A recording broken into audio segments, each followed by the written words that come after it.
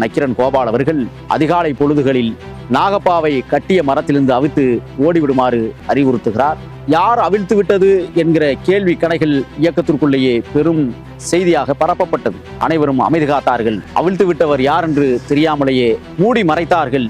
ஆனால் பிறகுதான் தெரிந்தது. வெள்ளி பெட்டியில் வைக்கப்பட்டிருந்த வெற்றிலையை எடுத்து தன் தொடையில் தடவிய பர்வதம்மா அவர்கள் சுண்ணாம்புகளை தடவிக்கொண்டு தன் கணவருக்காக கொடுத்து கொண்டிருக்கிற அந்த காலகட்டத்தில் தான் வீரப்பனார் படை கதவை தட்டுகிறது. உள்ளிருந்து யாரது என்கிற சத்தம் வருகிறது. உடனடியாக வெளியிலிருந்து எந்த சத்தமும் இல்லாமல் கதவை திறங்கள் என்கிற ஒற்றை வரியோடு உயர்ந்த குரலில் பேசுகிறார். அண்ணன் முத்துக்குமார் அவர்கள் எழுதிய கடிதம் வீரப்பனார் அவர்கள் கைகளிலே கிடைத்தது. அதற்காகத்தான் நாங்கள் காத்திருக்கிறோம், பொறுத்திருங்கள், சிறிது காலத்தில் அது எல்லாம் நிறைவேற்றி விடுவோம் என்று வீரப்பனார் பதிலுக்கு ஒரு கடிதத்தை எழுதி கோவை மத்திய சிறைக்கு வழக்கறிஞர்கள் மூலமாக அனுப்பப்பட்டது. காட்டுக்குள்ள வந்ததுக்கு பிறகு முதலாக முஸ்கோந்தி என்கிற கருங்குரங்கு கறி கொடுக்கப்பட்டது.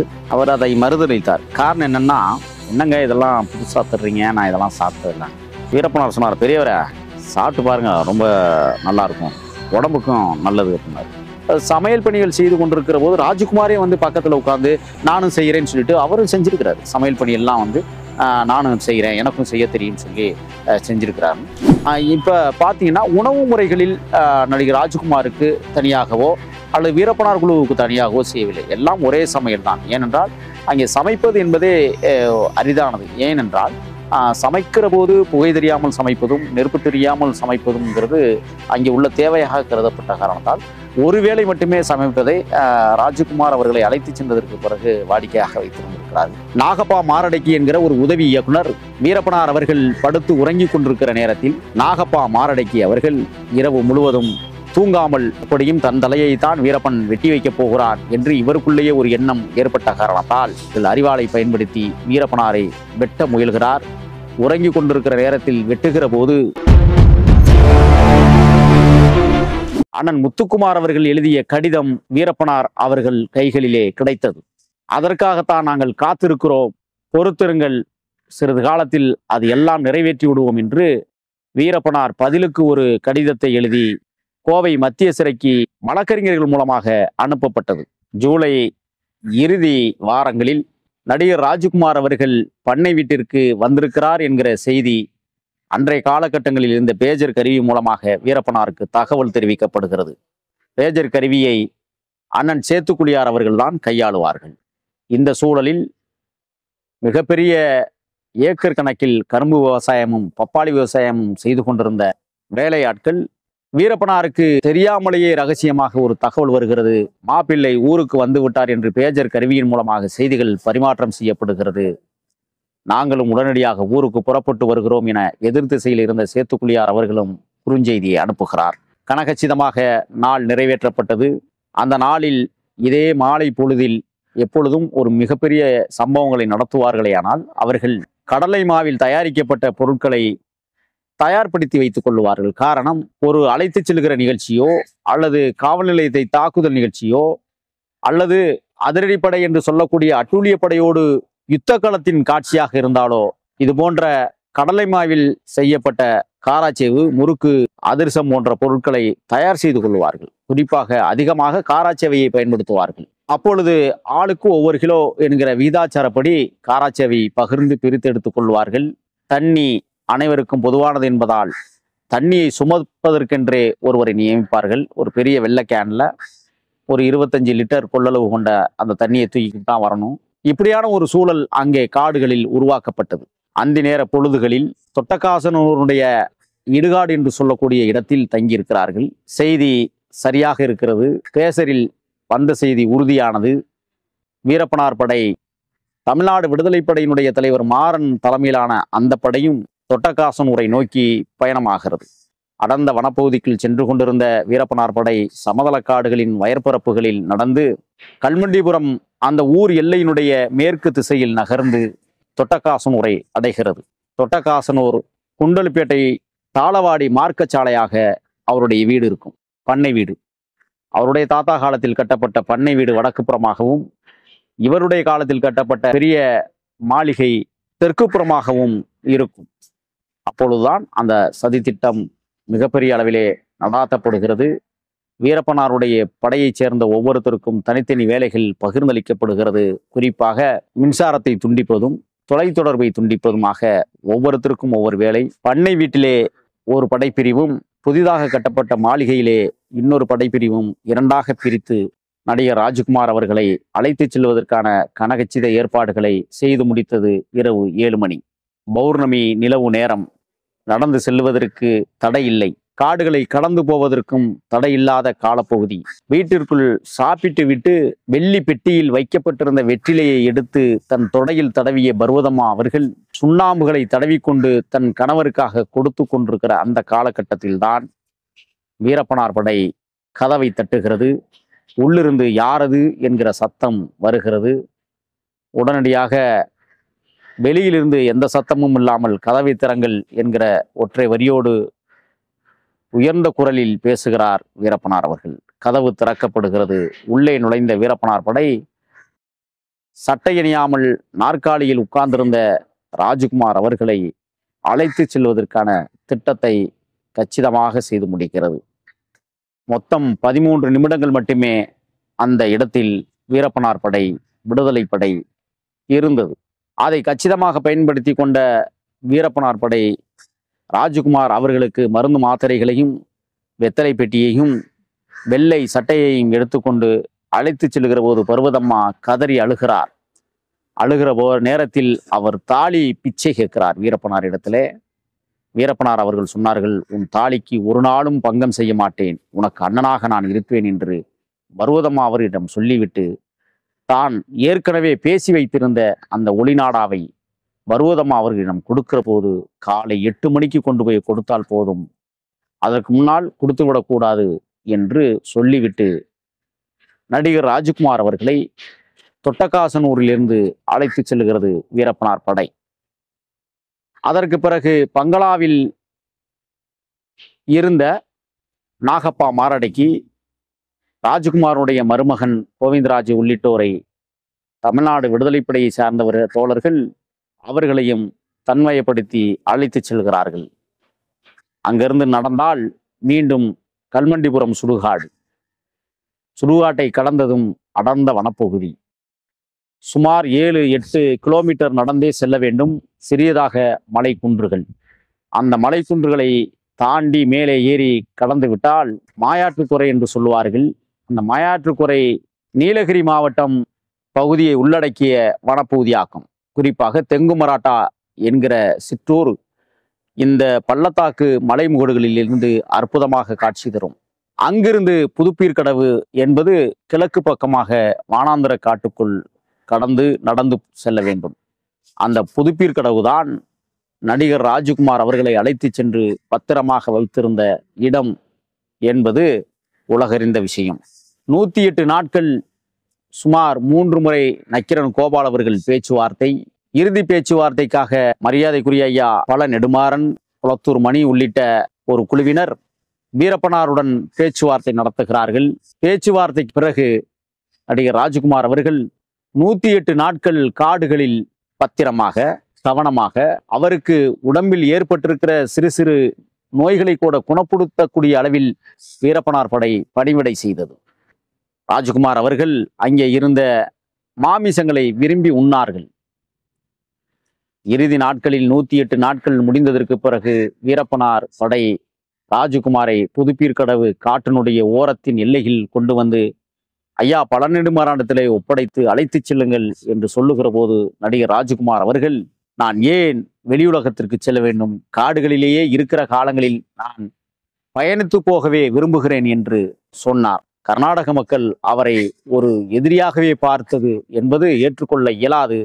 வீரப்பனார் ஒரு சாதாரண குழந்தையாகவே என்னிடம் நடந்து கொண்டார் என்று வெளியிலே வந்து பத்திரிகையாளர்களுக்கு பேட்டி கொடுத்த போதுதான் கர்நாடக மக்கள் வீரப்பனாரை புரிந்து கொண்டார்கள். நடிகர் ராஜ்குமார் அவர்கள் காட்டிற்குள் வருகிற போது அவருக்கு கைகால்கள் அனைத்திலும் மூட்டு வலி இருந்தது. முதலாக மூட்டு வலியோடு நடந்து வர முடியவில்லை. மிகவும் சிரமப்பட்டார். சிரமப்பட்ட காலங்களில் பாடை கட்டி தூக்குவது போல சில இடங்களில் தோழர்கள் பாடை கட்டி தான் அழைத்து சென்றார்கள். காட்டுக்குள்ள வந்ததுக்கு பிறகு முதலாக முஸ்கோந்தி என்கிற கருங்குரங்கு கறி கொடுக்கப்பட்டது. அவர் அதை மறுதளித்தார். காரணம் என்னன்னா, என்னங்க இதெல்லாம் புதுசாக தர்றீங்க, நான் இதெல்லாம் சாப்பிட்டதில்ல. வீரப்பனார் சொன்னார், பெரியவரே சாப்பிட்டு பாருங்க, ரொம்ப நல்லா இருக்கும், உடம்புக்கும் நல்லது அப்படின்னாரு. நான் கூட சொன்னேன், எய்ட்ஸுக்கு என்னிடம் மருந்து இருக்குன்னு சொன்னேன். அது வேற எதுவும் இல்லை, இந்த முஸ்கோந்தி ரத்தம் தான். இந்த ரத்தத்தை குடிச்சா எய்ட்ஸ் வராது, அப்பறியப்பட்ட மருத்துவ குணம் உள்ளது, அதை சாப்பிட்றதுல தப்பு இல்லை பெரியவரே அப்படின்னு சொல்லி வீரப்பனார் அவர்கள் ராஜ்குமார் இடத்துல சொல்லுகிற போது, முதலாக குழம்பு வைத்து கொடுக்கப்பட்ட போது தொட்டு நக்கி பார்த்துருக்கிறார். சற்று சுவையாகவே இருந்தோடனே அப்புறம் ஒரு பீஸ் எடுத்து அப்படியே சாப்பிட்டுக்கிறாரு. அதற்கு பிறகு அப்படியே முஸ்கோந்தி கறின்னா அளவிடற்கரிய பிரியவராக இருந்துள்ளார். அப்புறம் வந்து பார்த்தீங்கன்னா, காடுகளில் எப்போதுமே வீரப்பனார் அவர்கள் சில மூலிகை வைத்தியங்களை செய்வது உண்டு. அந்த வகையில் பார்த்தீங்கன்னா, அந்த கட்டுக்குடின்னு ஒன்று இருக்கும். அந்த கட்டுக்குடியில் வந்து அல்வா செய்கிற முறை இருக்கு. அந்த அல்வா வந்து எப்படி செய்யறதுன்னா, அந்த கட்டுக்குடி இலைகளை வந்து பறிப்பாங்க. பறித்து அதை உருவி வெறும் இலையை தண்ணியில் போட்டு அலசிட்டு, வெள்ளை சக்கரை இருக்குல்ல, சீனின்னு சொல்லுவோமே, அந்த சீனியை அந்த இலையோட தண்ணி ஊற்றி தேவையான அளவுக்கு பிசைஞ்சு அந்த சக்கையெல்லாம் வெளியில எடுத்துட்டு அதை வடிகட்டுவாங்க. வடிகட்டி வெயிலில் வச்சுருவாங்க. வெயிலில் வச்சாங்கன்னா அது அல்வா மாதிரியே வந்துடும். அதை என்ன செய்வாங்கன்னா, கத்தி வச்சு வெட்டி ஆளுக்கு பீஸ் வேணுமா எடுத்துங்கப்பா, சாப்பிடுங்கப்பா அப்படின்னு சொல்லுவாங்க. இந்த மாதிரி இந்த கட்டுக்குடி அல்வாவும் வந்து நம்ம பெரியவர் ராஜ்குமார் அவர்களுக்கு கொடுக்கப்பட்டது. அப்புறம் பார்த்தீங்கன்னா, மாமிசங்கள்ல அளவே இல்லை. மாமிசங்கள் எல்லா மாமிசம், குறிப்பாக காடுகளில் என்னென்ன விலங்குகள் இருக்கிறதோ, மானாக இருக்கட்டும், கடத்தியாக இருக்கட்டும், உடும்பாக இருக்கட்டும், ஒரு முறை உடும்பு பிடித்து கொண்டு வருகிற காட்சி மிக முக்கியமானது. உயிரோட உடும்பு போய் பிடிச்சிட்டு வந்துட்டாரு அண்ணன் சேத்துக்குழியாரும் சந்திரனும். அப்படி 2 பேரும் பிடிச்சிட்டு வரும் பொழுது பெரிய உடும்பா பார்த்து பிடிச்சிட்டு வந்துட்டாங்க. அதை பார்த்து அப்படியே, என்ன இவ்வளோ பெருசு இருக்கு, இவ்வளோ பெருசு காட்டுக்குள்ள எல்லாம் இருக்குமா அப்படிலாம் கேட்டிருக்கிறாரு. இருக்குங்க பெரியவரே அப்படின்னு சொல்லிட்டு, இதை சாப்பிடுங்களா, என்னங்க இதெல்லாம் போய் சாப்பிட சொல்றீங்க அப்படின்னு சொல்லி கேட்டிருக்கிறாரு. இல்லை இது ரொம்ப உடம்புக்கு வலிமையானது, பாருங்க நாங்கள் செஞ்சு தரோம் அப்படின்னு சொல்லும்போது, அதே போல் தான் எப்போதுமே உடும்பு கறி வந்து சதையாக இருக்கவே இருக்காது. சதையும் எலும்புமாக கலந்த ஒரு கலவையாகத்தான் அதனுடைய மாமிசம் இருக்கும். பொதுவாக காடுகளில் உடும்பு வந்து என்ன செய்வாங்கன்னா, 2 முறை, அதாவது 2 செய்முறைகள் இருக்கிறது உடும்பை பிடிக்கிறதுல. உடும்பை பிடிச்சி அதை செய்கிற பக்கம் ஒன்று, தலையை வெட்டி வீசிட்டு உடம்ப வந்து என்ன செய்வாங்கன்னா, பிளேடு வச்சு கிழிச்சு மேத்தோலை உரிச்சிட்டாங்கன்னா அப்படியே கறி மட்டும் வந்துடும். அப்படி ஒரு அணுகுமுறை இருக்குது. இன்னொரு அணுகுமுறை என்னென்னா, உடம்பு பிடிச்சி உயிரோடவே நெருப்பில் போட்டு வாட்டுவாங்க. வாட்டும் பொழுது அந்த மேத்தோல்கள்லாம் அப்படி போயிடும். அந்த மாதிரியும் செய்முறை உண்டு செய்வதில். இதில் அவர் பெரியவர் ராஜ்குமார் அவர்களுக்கு வந்து தோலை உரிச்சிட்டு செஞ்சு கொடுத்தா பிடிக்கும்னு சொல்லியிருக்கிறாரு. அதுக்கு பிறகு அந்த மாதிரி உடும்பு கறி வந்து செஞ்சு கொடுத்தாங்க. அதே மாதிரி பார்த்தீங்கன்னா, முயல் கறி வந்து ஒரு நாள் யதார்த்தமாக முயல் அடிச்சுட்டாங்க. அந்த முயல் கறி கொடுத்துருக்காங்க. அது பெரியவர் சொல்லியிருக்காங்க, அதாவது வீரப்பனார் சொன்னாங்க, இது உடம்புக்கு ரொம்ப சூடு, இந்த கறியெல்லாம் சாப்பிட்டு பெரியவரே நீங்கள் காட்டில் காலம் தள்ள முடியாது, ஏதாவது ஒன்று நடக்க ஒன்று ஆயிடுச்சுன்னா அப்புறம் நாட்டு மக்களுக்கு நான் தான் பதில் சொல்லணும், அதனால் அந்த கறியெல்லாம் சாப்பிடாதீங்க. அதே மாதிரி பன்றி கறி எப்போதுமே காட்டு பன்றிகள் சுடுவதில்லை. ஏன்னா காட்டுப்பன்றிகள் வந்து காடுகளில் வந்து இறந்து கிடக்கிற எந்த உயிரினமாக இருந்தாலும் அந்த கறியை போய் திங்கும். அதனாலேயே காட்டுப்பன்றிகளை சுடுவதில்லை. நரியை எப்போதுமே சுட்டதில்லை வீரப்பனார் அவர்கள். அப்போ முடக்குவாதம் ஏற்பட்ட போதெல்லாம் அவர் என்ன செய்வார்னா, அந்த முஸ்கோந்தினுடைய இரைப்பையில் வந்து செரிக்காமல் இருக்கிற பழம் மற்றும் இலை தலைகளை தான் அது திங்கும். அதனுடைய உதப்பைகள் என்று சொல்வார்கள். அந்த உதப்பைகளை குடவுல இருந்து உருவி அதை என்ன செய்வாங்கன்னா, உச்சாந்தலையிலேருந்து உள்ளாங்கால் வர உடம்பு முழுக்க தேய்ச்சி இந்த மூட்டு வலி கால்வலி போக்குவதற்காக ஒரு மருத்துவ முறையை வீரப்பனார் அவர்கள் ராஜ்குமார் அவர்களுக்கு செய்ததுண்டு. அதே மாதிரி இன்னொரு சம்பவம் நடந்தது. என்னன்னா, அந்த ஆல்ரெடி எல்லாம் ஏற்கனவே வந்து பார்த்தீங்கன்னா வந்து அந்த சியான் என்று சொல்லுகிற மஞ்சளும் கருப்பும் கலந்த ஒரு பூரா, இந்த பூரா வகையை வந்து ஒரு பாலித்தீன் கவரில் போட்டு அடைச்சி வச்சு அதுலேருந்து நெய் மாதிரி எடுப்பார். அதே மாதிரி தேலை பிடிச்சி வச்சு அதுலேருந்து ஒரு நெய் மாதிரி எடுப்பார். இப்படி எல்லா அந்த நெய் மாதிரி எடுக்கப்பட்ட அந்த திரவத்தில் இருந்து என்ன செய்வார்னா, அதை 2 கையிலையும் சூடு வர நல்லா தேய்ச்சி இந்த முழங்கால் வலிகளில் வீரப்பனார் அவர்களே ராஜ்குமார் அவர்களுக்கு தேய்ச்சி விடுவது வழக்கமாக இருந்தது. அதுக்கு பிறகு 1 வாரம் 2 வாரம் கழிச்சு, எனக்கு நல்லா இருக்கு, இப்போ தேவலை, இந்த எண்ணெய் எனக்கு கிடைக்குமான்னு கூட ராஜ்குமார் கேட்டதாக வீரப்பனார் அவர்கள் சொன்னாங்க. நான் அதை தயாரித்து தருகிறேன் என்று சொல்லி ஏன்னா அந்த சீயான் கிடைப்பதும் பூரான் கிடைப்பதும் அரிது காடுகளில். குறிப்பாக தேள் வந்து பண்ணாரி அம்மன் திருத்தலம் இருக்கே, அந்த பண்ணாரி அம்மன் திருத்தலத்தினுடைய வடப்புற காடுகளில் வந்து தேள்கள் வந்து நிறைய இருக்கும். ஏன்னா அங்கே வந்து சின்ன சின்ன கருப்பு கல்லுகள் காடு முழுக்க நிறைஞ்சிருக்கும். அந்த கருப்பு கல்லை பெரட்டும் போது அதுக்குள்ள சோடி சோடியாக இருக்கும். இந்த தேளை பிடிக்கிற விதமே என்ன செய்வாங்கன்னா, ஒரு கையில் ஒரு குச்சியும் இன்னொரு கையில் ஒரு குச்சியும் வச்சுக்குவாங்க. கல்லை ஒரு ஆள் பெரட்டுவாங்க. பெரட்டும் போது அது கொடுக்க தூக்கிட்டு இருக்கும். கொடுக்க தூக்கிட்டு இருக்கும்போது என்ன செய்வாங்கன்னா, இந்த பூரா அந்த அந்த தேளுடைய தலைப்பகுதியில் ஒரு கம்பு இருக்கும். அந்த வாளுடைய அந்த கொடுக்குல சொல்லுவாங்க. அந்த கொடுக்கினுடைய அடிப்பகுதியில் ஒரு கம்பு இருக்கும். அந்த கம்பை வச்சு இப்படி ஒரு அமுக்கி அப்படி தள்ளினாங்கன்னா அந்த கொடுக்கு தனியாக வந்துடும். தேள் உயிரோடு இருக்கும். அந்த தேளை உயிரோடு எடுத்து ஒரு பாலித்தீன் பையில போட்டு அடைச்சிக்குவாங்க. இப்படித்தான் அந்த தேள் பிடிக்கிற முறை. அதே மாதிரி சீயானை வந்து என்ன செய்வாங்கன்னா, அதை கடிச்சு போடும். ஏன்னா காடுகளில் வந்து கடிச்சிருச்சுன்னா வைத்திய முறைகள் கொஞ்சம் குறைவாங்கிறதுனால ரொம்ப கவனமாக தான் சீயான் போன்ற அந்த பூரான் வகைகளை பிடிப்பாங்க. அதுவும் கம்பு வச்சு ஒரு லேசாக ஒரு தட்டு மண்டையில் தட்டி அதை அப்படியே எடுத்து குச்சியிலே எடுத்து ஒரு பாலித்தீன் கவருக்குள்ள போட்டு அப்படியே முடிஞ்சிருவார். இப்போ இந்த மாதிரி பிடிக்கப்பட்ட அந்த உயிரினங்களுடைய அந்த நெய் போன்ற அந்த திரவ பொருளை தான் நடிகர் ராஜ்குமார் அவர்களுக்கு தேய்ச்சி வந்து அவருடைய மூட்டு வலிகளை வந்து அந்த வலி நிவாரணத்திலிருந்து பாதுகாத்தார்.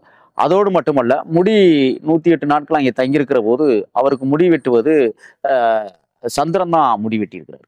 சந்திரன் வந்து ரொம்ப நேர்த்தியாக சில வேலைகளை செய்யக்கூடிய ஒரு நபர். சமையலும் கொஞ்சம் நேர்த்தியாக செய்யக்கூடிய ஒரு நபராகவே சந்திரன் இருந்தார். அப்போ சந்திரன் வந்து ராஜ்குமார் அவர்களுக்கு நிறைய பணிவிடைகளை செய்வார். காலையில எந்திரிச்சு பல் துலக்குகிற போது கூட அந்த பற்பசைகளையும் பல் துளைக்கையும் வைத்து அதை கொடுத்து அவரை துலக்க வைக்கிறது. அதுக்கப்புறம் துப்பிட்டு அதை மண்ணை போட்டு மூடி வைக்கிறது. இதெல்லாம் ராஜ்குமாருக்கு புதிதாக இருந்த. ஏன் இதெல்லாம் செய்யறீங்கன்னா ஆரம்ப நிலையில் கேட்டு அவர் தெரிஞ்சு கொண்டார். அதற்கு வீரப்பனார் அவர்கள் எதிரிகளிடமிருந்து தன்னை பாதுகாத்துக் கொள்வதற்காக இது போன்ற வேலைகளை நாங்கள்லாம் செய்வோம் அப்படின்னு சொல்லுவாங்க. குறிப்பாக ராஜ்குமார் அவர்கள் அங்கே அழைத்து சென்று காடுகளுக்கு வைத்திருக்கின்ற காலகட்டங்களில் வீரப்பனார் அவர்கள் நிறைய தமிழ் புத்தகங்கள் படிப்பது வழக்கம், புராண புத்தகங்கள் படிப்பது வழக்கம். அந்த வகையில் நிறைய புராண இதிகாசங்களை சொல்லி பேசி சிரிப்பதும், நடைமுறை கதைகளை சொல்லி பேசுவதும், குறிப்பாக தமிழீழத்தில் நடைபெற்ற போர்க்கள யுக்தி காட்சிகளை வந்து நடிகர் ராஜ்குமாருக்கு சொல்லி அதை புரிய வைத்ததும், இது போன்ற சம்பவங்கள்லாம் நிறைய நடந்திருக்கிறது.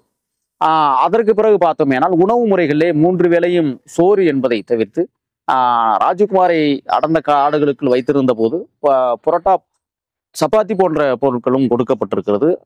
தோழர்கள் செய்து அதை உணவாக கொடுத்திருக்கிறார்கள். காய்ந்து எடுக்கப்பட்ட மாமிச துண்டங்களை வந்து நச்சு வெந்நீரில் போட்டு அதை வந்து கிரேவி மாதிரி பண்ணி அதெல்லாம் கொடுத்துருக்காங்க. அது மிக பெரிய சுவையாக இருந்து ராஜ்குமார் அவர்கள் அந்த முறையை எடுத்துக்கொண்டிருக்கிறார்கள். அதே போல பார்த்தீங்கன்னா காடுகளில் தண்ணீர் இருக்கிற இடங்களில் குளிக்கலாம், தண்ணி இல்லாத காடுகளில் குளிக்கவே முடியாது. அந்த காலப்பகுதிகளில் ராஜ்குமார் அவர்கள் குளிக்காமல் இருந்ததை உணர்ந்திருக்கிறார். சில இடங்களில் குளிப்பதற்கான தேவைகளை வீரப்பனார் படை பள்ளத்தாக்கு பகுதிகளில் நிறைவேற்றி கொடுத்திருக்கிறார்கள். பள்ளத்தாக்கில் போயிட்டு ராஜ்குமாரோடைய வேட்டி சட்டையெல்லாம் துவைக்க வச்சு அவரை குளிக்க வைப்பது அன்றாட வழக்கமாக இருந்தது. தண்ணி இல்லாத காலங்களில் வந்து குளிக்க வைப்பதில்லை. இப்படியான சம்பவங்களும் அங்கே நடந்தேறியது.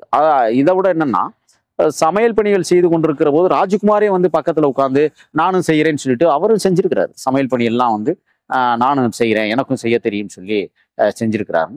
அதே மாதிரி பார்த்தீங்கன்னா தேன் எடுக்கிற போது வந்து ரொம்ப நகைச்சுவையாக அந்த தேன் எடுத்து அதை வடிகட்டி அதுலேருந்து புழிஞ்சு வருகிற அந்த தேனை அதை காய்ச்சி அதில் வந்து ஏலக்காய் விதைகளை போட்டு நுர தள்ளுற அளவுக்கு சூடு பண்ணி பெரியவர் ராஜ்குமார் அவர்களிடத்தில் அதெல்லாம் கொடுத்து குடிக்க வைத்திருக்கிறார்கள்.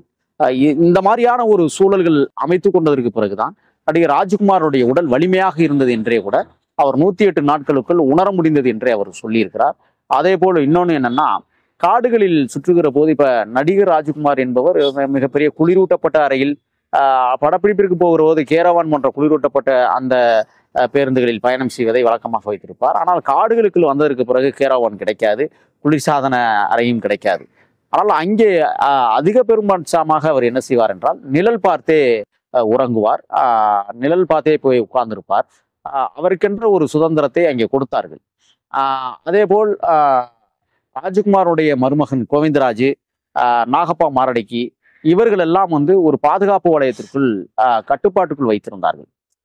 இப்ப பாத்தீங்கன்னா உணவு முறைகளில் நடிகர் ராஜ்குமாருக்கு தனியாகவோ அல்லது வீரப்பனார் குழுவுக்கு தனியாகவோ செய்யவில்லை, எல்லாம் ஒரே சமையல் தான். ஏனென்றால் அங்கே சமைப்பது என்பதே அரிதானது. ஏனென்றால் சமைக்கிற போது புகை தெரியாமல் சமைப்பதும் நெருப்பு தெரியாமல் சமைப்பதும்ங்கிறது அங்கே உள்ள தேவையாக கருதப்பட்ட காரணத்தால் ஒருவேளை மட்டுமே சமைப்பதை ராஜகுமார் அவர்களை அழைத்து சென்றதற்கு பிறகு வாடிக்கையாக வைத்திருந்திருக்கிறார்கள். ஆகையால் சில நேரங்களில் 2 முறை சமைக்கக்கூடிய பக்குவம் அங்கே இருந்தது. இப்படித்தான் ராஜகுமார் அவர்கள் காடுகளுக்குள் வந்து குறிப்பாக வீரப்பனார் அவர்களும் ராஜகுமார் அவர்களும் பல மணி நேரம் கதையடிப்பது வழக்கம். இவ்வளவு விஷயங்களை எப்படி அவர்கள் இருவரும் பகிர்ந்து கொண்டார்கள்? 2 பேருமே இணைபிரியா நண்பர்களாக மாறி போனார்கள். இன்னும் சொல்ல போனால் விடுதலையின் போது ராஜகுமார் அவர்கள் வீரப்பனாருடைய கையை இறுக பற்றி கொண்டு அழுதார் என்பதுதான் வரலாறு. அதேபோல் வீரப்பனார் அவர்களும் மிகப்பெரிய நெருப்புக்குள் ஒரு கண்ணீர் இருப்பதைப் போல அண்ணன் வீரப்பனார் அவர்களும் நீர் ததும்பி கண்கள் கலங்கி கரம் கோர்த்து வழி அனுப்பி வைத்த வரலாறும் இன்றைக்கும் பதியப்பட்டிருக்கிறது. அந்த அடிப்படையில் நடிகர் ராஜகுமார் அவர்கள் வீட்டில் அவர் மருந்து மாத்திரைகளை உட்கொண்டதை விட காடுகளுக்குள் வந்து உணவு முறை மூலமாக அவர் உடல் சரிபார்க்கப்பட்டது என்பதுதான் உண்மையிலும் உண்மையாக இருந்தது. பர்வதம்மாவிற்கு கொடுத்த கோரிக்கை அனுப்பிய அந்த கேசட்டை எஸ்.எம். கிருஷ்ணா அவர்களும் கலைஞர் மு. கருணாநிதி அவர்களும் இணைந்தே அந்த கேசட்டில் வீரப்பனாரால் சொல்லப்பட்ட கோரிக்கைகளை செவி கொடுத்து கேட்டுக்கொண்டார்கள். கோரிக்கைகள் நிறைவேற்றப்படும் என்று 2 மாநில முதல்வர்களும் அறிவித்தார்கள். கலவர பூமியாக இருந்த கர்நாடக மண் சற்று தணிந்தது. போராட்டங்களை அடக்குமுறைகளின் மூலமாக காவல்துறையின் மூலமாக அடக்கி ஒடுக்கினார்கள். பிறகு பேச்சுவார்த்தைக்காக மரியாதைக்குரிய அண்ணன் நக்கீரன் கோபால் அவர்கள் கலைஞர் அவர்களால் நியமிக்கப்பட்டு 3 முறை காடுகளுக்குள் பேச்சுவார்த்தை நடத்த சென்றார். நக்கீரன் கோபால் அவர்கள் நடத்திய பேச்சுவார்த்தையில் சுமூக உடன்பாடு ஏற்படவில்லை. ஒவ்வொரு காலப்பகுதிகளிலும் நக்கீரன் கோபால் அவர்கள் காடுகளுக்குள் செல்லுகிற போது கர்நாடகம் பதறி துடித்ததை நாம் பார்த்திருக்கிறோம். 3 முறையும் அப்படித்தான் நடந்தது. ஆனால் இறுதியில் காட்டுக்குள் ஒரு சிறிய தவறு நடந்தது. அதை சொல்லாமல் கடந்து போக முடியாது. நாகப்பா மாரடைக்கு என்கிற ஒரு உதவி இயக்குனர் வீரப்பனார் அவர்கள் படுத்து உறங்கி கொண்டிருக்கிற நேரத்தில் அதற்கு முன்னால் வீரப்பனார் அவர்கள் அரசாங்கத்துக்கிட்ட கோரிக்கை வச்சோம், நிறைவேற்றாமையே இருக்காங்க, இதில் யாராவது ஒரு தலையை வெட்டியை கொண்டே ரோட்டில் வச்சா தான் இந்த 2 அரசாங்கமும் நம்மளுக்கு சொன்னதை கேட்கும்னு நினைக்கிறேன்னு சொல்லி யதார்த்தமாக ஒரு மாலை பொழுதுகளில் பேசி கொண்டிருந்ததை கேட்ட நாகப்பா மாரடைக்கு அவர்கள் இரவு முழுவதும் தூங்காமல், ஏனென்றால் அந்த அழைத்து சென்ற நிகழ்ச்சியில் இறுதி மனிதனாக இருந்தவர்தான் இந்த நாகப்பா மாரடைக்கு. எப்படியும் தன் தலையைத்தான் வீரப்பன் வெட்டி வைக்கப் போகிறான் என்று இவருக்குள்ளேயே ஒரு எண்ணம் ஏற்பட்ட காரணத்தால் எப்படியாவது இந்த காட்டை விட்டு இரவு தப்பித்து ஓட வேண்டும் என்று கங்கணம் கட்டி கொண்டு இரவு படுக்கைக்கு செல்கிறார். வீரப்பனார் அவர்கள் படுத்த அந்த டென்ட் என்று சொல்வார்களே, அதற்குள் படுத்து கொண்டிருந்த போதுதான் வீரப்பனார் துப்பாக்கியோடு படுத்து உறங்குகிறார். அவர் எப்பொழுதும் கோணிச்சாக்கை போட்டுக்கொண்டு மூடிக்கொண்டுதான் உறங்குவார் என்பதை நான் பல வலையொலி தளத்தில் கூறினேன். அதன் அடிப்படையில் அதே போல்தான் இன்றும் உறங்கினார். நாகப்பா மாரடைக்கு அவர்கள் வீரப்பனார் படை பயன்படுத்திய கொடுவாள் என்று சொல்வார்கள், அரிவாளை பயன்படுத்தி வீரப்பனாரை வெட்ட முயல்கிறார். உறங்கி கொண்டிருக்கிற நேரத்தில் வெட்டுகிற போது டேரா கட்டியிருந்த அந்த கயிறில் அருவாள் பட்டு தெரித்து வீரப்பனாருடைய தலையில் விழுகிறது. வீரப்பனார் உடனடியாக திடுக்கிட்டு எழுந்து அந்த நாகப்பா மாரடைக்கியை பிடித்து கட்ட முயற்படுகிற போது நாகப்பா மாரடைக்கி வீரப்பனார் அவர்களை கடித்து விடுகிறார். வீரப்பனார் அவர்கள் ஓங்கி அறைந்ததில் கடித்ததை நிறுத்திய நாகப்பா மாரடைக்கியை சக தோழர்களால் ஒரு மரத்தில் கட்டி வைக்கப்படுகிறார். வெடிந்ததும் விசாரித்துக் கொள்ளுவோம், பொறுமையாக இருங்கள். வீரப்பனாருக்கு தலையில் காயம் சிறிதளவேனும் ஏற்பட்டது. அந்த காயத்தை ஆற்றுப்படுத்துவதற்காக தேற்றுவதற்காக உடனடியாக மாறன் தலைமையிலான படை அவருக்கு ஒரு சிறிய தையலை போட்டு அந்த புண்ணை ஆற்றுவதற்கான அடிப்படை வேலைகளை செய்து கொண்டிருக்கிறார்கள். இதை பயன்படுத்தி கொண்ட நக்கீரன் கோபால் அவர்கள் அந்த டெண்டிலே படுத்து தூங்குகிற போது இப்படி ஒரு பெரிய காரியம் இந்த காட்டுக்குள் நடந்தேறிவிட்டது, என்ன நடக்கப் போகிறது என்று அனைவரும் பதட்டமாக இருந்தார்கள். குறிப்பாக நடிகர் ராஜகுமார் அவர்கள் நாகப்பா மாரடைக்கியால் மிகப்பெரிய துன்பத்தையும் மிகப்பெரிய மனவேதனையையும் அடைந்தார்கள் என்பதுதான் வரலாறு. பிறகு அதிகாலை பொழுதுகளில் நக்கீரன் கோபால் அவர்கள் நாகப்பா மாரடைக்கியை எப்படியாவது காப்பாற்றி விட வேண்டும் என்று கருதினார். காரணம், ஏற்கனவே கந்தவேலு என்கிற ஒரு நபரை வீரப்பனார் படை சயனடி கொண்டு வந்ததற்காக படுகொலை செய்தார்கள். அந்த படுகொலை நிகழ்ச்சிகளை வீடியோவாகவும் ஆடியோவாகவும் தமிழ் தேசிய மீட்சி படை பதிவிட்டது. அந்த ஒளிப்பேழைகள் நக்கீரன் இதழுக்கு அனுப்பப்பட்டது. நக்கீரன் இதழில் கந்தவேலு கொலையை பற்றி ஒரு மிகப்பெரிய கட்டுரையையும் அதற்கான காரணங்களையும் விளக்கி அந்த வார இதழில் வெளியிட்டார்கள். அந்த கந்தவேலு கொலை வழக்கில் நக்கீரன் கோபால் அவர்களை ஜெயலலிதா தலைமையிலான அதிமுக அரசு கைது செய்தது. ஆனால் கந்தவேலு கொலைக்கும் நக்கீரனுக்கும் எவ்வித தொடர்பும் இல்லை. அதேபோல் இன்றைக்கு நாகப்பா மாரடைக்கு விடிந்ததும் சுட்டு விடுவார்களேயானால் அந்த வழக்கும் தன் மீது பாய்ந்து விடும் என்று கருதிய அண்ணன் நக்கீரன் கோபால் அவர்கள் அதிகாலை பொழுதுகளில் நாகப்பாவை கட்டிய மரத்திலிருந்து அவித்து ஓடிவிடுமாறு அறிவுறுத்துகிறார். நாகப்பா மாரடைக்கு அந்த காடுகளில் வெளிச்சம் தென்பட்ட தூரத்தை கணக்கிட்டு வைத்து கொண்டு காடுகளில் ஓடி புதுப்பீர்கடவு ஒரு தேநீர் கடையிலே வந்து காசு இல்லாமல் வந்த நாகப்பா மாரடைக்கு அந்த தேநீர் கடையிலே காசுகளை வாங்கி கொண்டு உடனடியாக அங்கிருந்து பெங்களூர் புறப்பட்டு போய் முதல்வரை சந்திக்கிற நிகழ்வும் நடந்தது. இன்றைக்கும் நாகப்பா மாரடைக்கு அவர்களுக்கு கர்நாடக அரசு பன்சங்கரி என்கிற இடத்திலே பிடிஏ காம்ப்ளெக்ஸ் என்கிற ஒரு காம்ப்ளெக்ஸில், அது அரசு காம்ப்ளெக்ஸ், அரசு கட்டிடம், அந்த கட்டிடத்திலே 3 கடைகளை வீரப்பனாரை வெட்டியதற்காகவே நாகப்பா மாரடைக்கு கடை ஒதுக்கப்பட்டுள்ளது என்பது குறிப்பிடத்தக்கது. அந்த கடையை கூட நாகப்பா மாரடைக்கு நடத்தாமல் வாடகைக்கு விற்று அந்த வருமானத்திலே இன்றைக்கு வளம் குளித்து வாழ்கிறார் என்பதுதான் வரலாறு. பிறகு யார் அவிழ்த்து விட்டது என்கிற கேள்வி கணைகள் இயக்கத்திற்குள்ளேயே பெரும் செய்தியாக பரப்பப்பட்டது. அனைவரும் அமைதி காத்தார்கள். அவிழ்த்து விட்டவர் யார் என்று தெரியாமலேயே மூடி மறைத்தார்கள். ஆனால் பிறகுதான் தெரிந்தது, அண்ணன் நக்கீரன் கோபால் அவர்கள்தான் நாகப்பா மாரடைக்கியை தப்பிக்க விட்டுள்ளார் என்கிற செய்தி வீரப்பனாருக்கு எட்டியதும் தான் நக்கீரன் கோபால் அவர்கள் தலைமையிலான அந்த அரசு அதிகாரத்தினுடைய பேச்சுவார்த்தை குழு மனிதராக நக்கீரன் கோபால் அவர்கள் அந்த 3 கட்ட பேச்சுவார்த்தைக்கு பிறகு காடுகளுக்குள் செல்ல முடியாத சூழல் ஏற்பட்டது.